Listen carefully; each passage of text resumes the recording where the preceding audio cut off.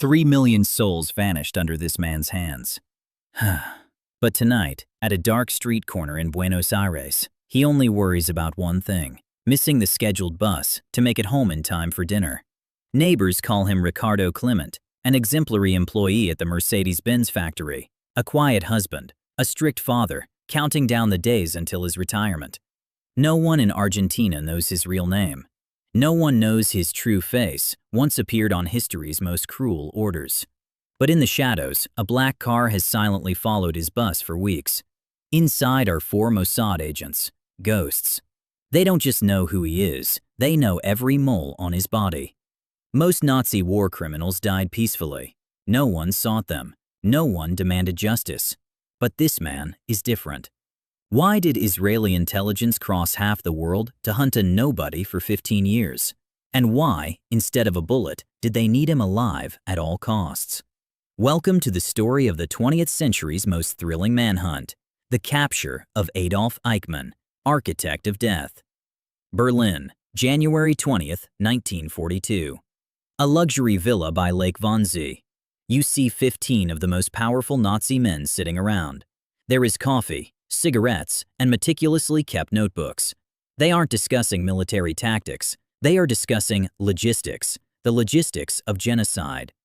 Among the insiders, there is a younger man, thin, wearing glasses, sitting in the corner. He doesn't argue. He takes notes. Every detail, every number. That was Adolf Eichmann.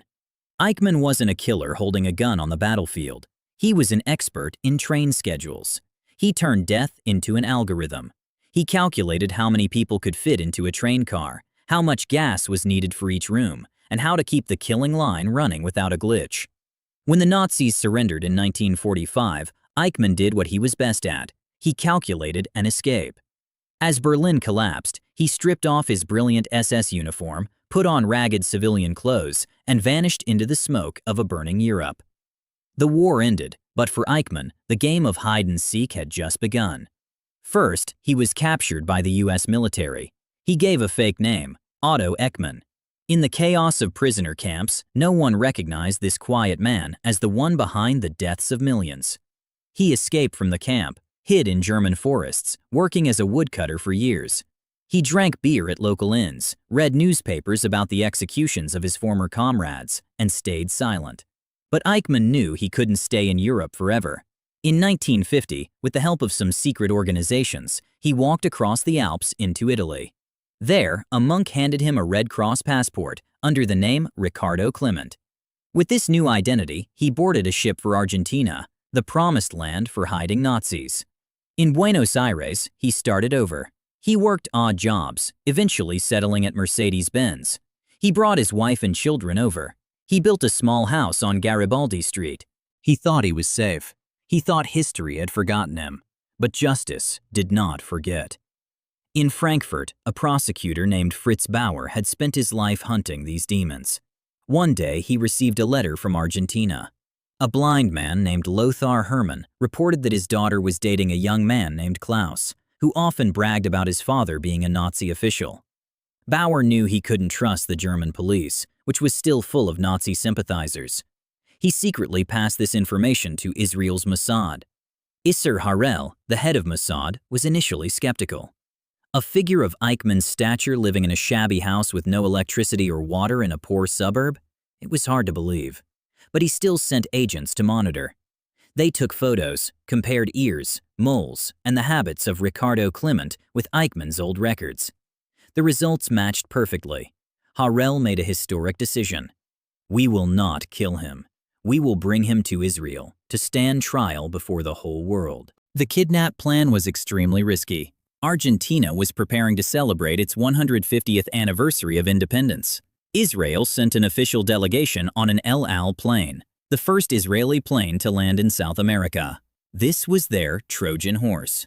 In the darkness of the night of May 11, 1960, Mossad agents waited near the bus stop on Garibaldi Street. It was raining heavily. The 7:40 p.m. bus didn't show Eichmann. The 8 p.m. bus didn't either. The agents began to sweat. Did he suspect something? Then at 8:05, another bus stopped. A figure stepped out. Eichmann. He turned on a small flashlight to see his way walking home.